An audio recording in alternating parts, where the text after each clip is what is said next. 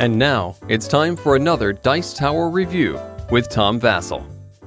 Hey folks, today we're taking a look at Outfoxed. This is from Game Right Games. This is a cooperative whodunit game.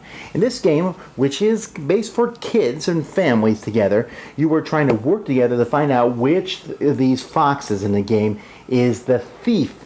And so it's kind of a deduction style game, but you're working together. Let me show you.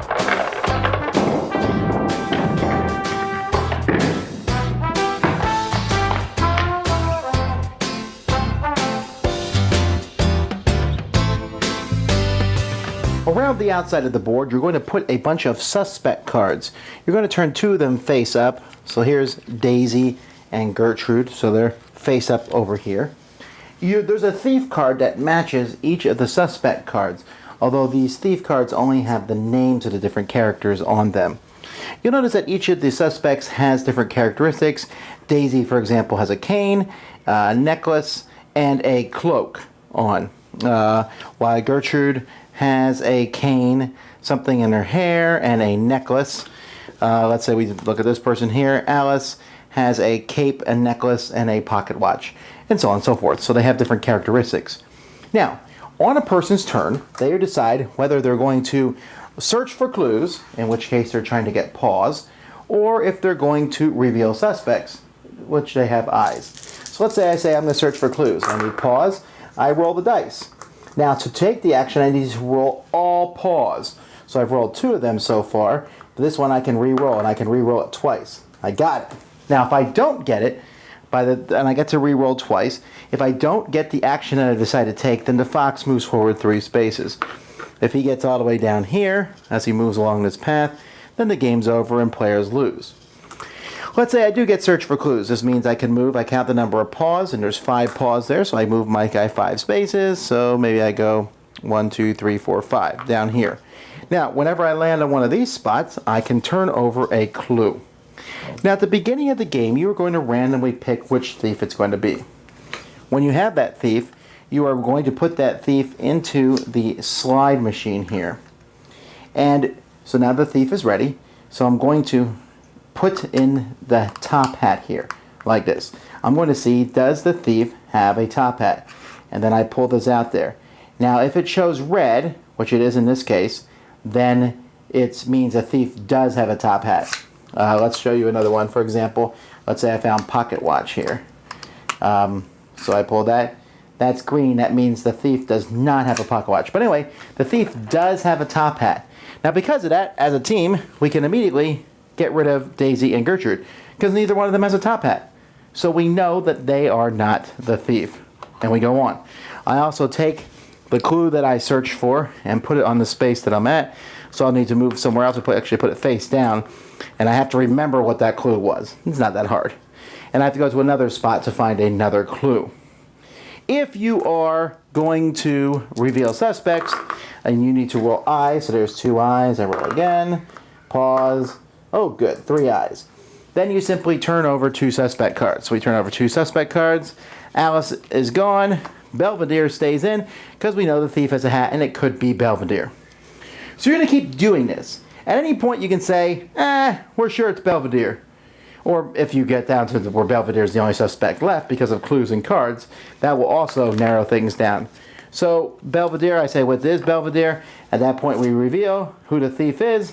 And it's Riley. Of course I did that because I didn't have enough clues. Henry also has a hat, and there's other ones who have a hat too. So players will win as a group if they correctly identify the villain, the thief, or they will fail as a group, and then you can restart the game, whether the fox gets down here or if you can't find it. If you think the game is too easy, you can move the fox 4 spaces or even 5 spaces to make him more vicious. Now, I don't have my kids with me right now, but if they were here, they would tell you they really did enjoy the game.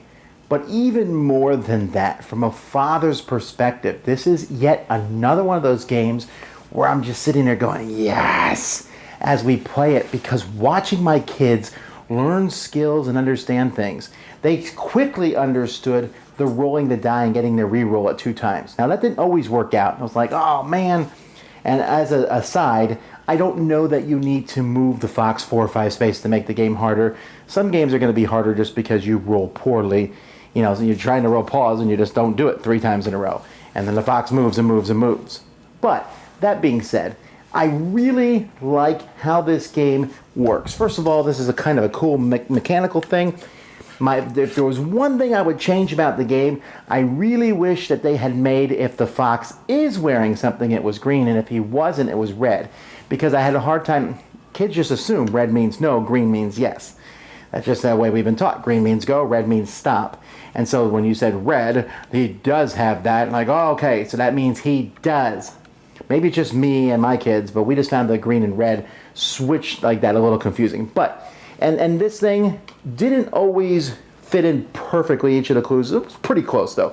And it's still a neat mechanical device because you put it in, you slide the door open, and you see if the clue works or not. And the kids like that. They liked opening a clue. But I like the fact that it taught them some basic deduction. Hey, because the thief does not have a hat and Riley does have a hat, Riley is out of here now. And oh wait, we said that they do have a necklace, but they don't have a hat and they don't have a cane. And so I'm letting my kids do most of the work and they're figuring out who do we eliminate and stuff. Oh, that's so great as a father to see kids doing that. And the game is fun too. You have this time limit and you got to beat it. And when you beat it, you're together. You're like, yes, we caught you, thief. And if you lose, you're like, but it's not that long of a game. We're talking 20 minutes or so. So it's easy to jump in and play again. Oh, I love games that are both fun and teach kids valuable skills. And Outfoxed is definitely one of those. Certainly going to hang on to this one. If for anything, it gave me a great experience playing this game with my kids. But also taught them some great things that they can use. I love games that teach logic. We don't have enough logic in the world. So anyway, that's Outfoxed. Dice Tower Judgment into my collection. Thanks so much for watching the Dice Tower videos. Find more great videos and reviews, as well as our top-rated audio podcast at Dicetower.com. You can also find other great shows at Dicetowernetwork.com. I'm Eric Summerer, and you've been watching The Dice Tower. The Dice Tower is sponsored by Cool Stuff Inc., where you can find great games for great prices. Cool stuff in stock. Check them out at CoolStuffInc.com. Shut the door!